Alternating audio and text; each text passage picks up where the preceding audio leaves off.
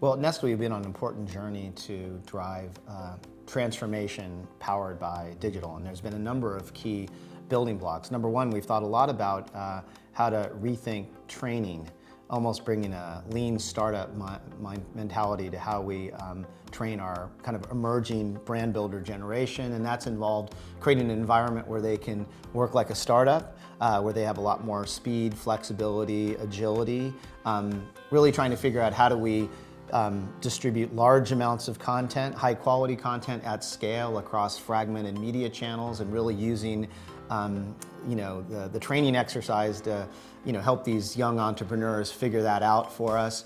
We focus a lot on internal social networking. How do we apply sharing principles inside the organization to reduce redundancy, really exploit the power of diversity across our many local markets who are bringing a wealth of insight and experience based on how they do digitally powered brand building.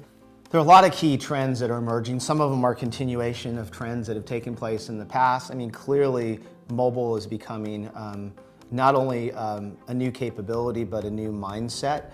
And we've got to think about how to work in an environment where interfaces are shrinking. I often talk about the power of small, but we're going to have to be radically simple with consumers. We're going to need to make sure that, double down and make sure we don't annoy them, ensure that our ad models are adding value and service and utility.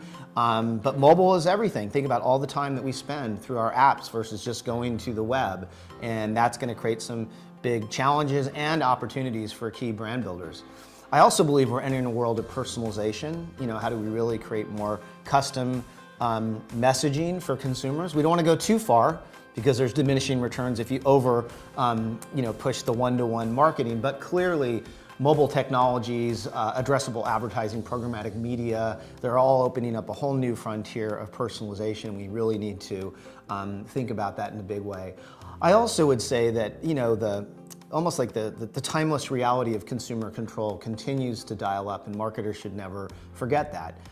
The internet environment is giving more control and scope to consumers as content creators, as influencers, and in most cases this works to our favor because I love our brands and they give us a lot of free media, free earned media, but they also hold us to a much higher standard and they expect more.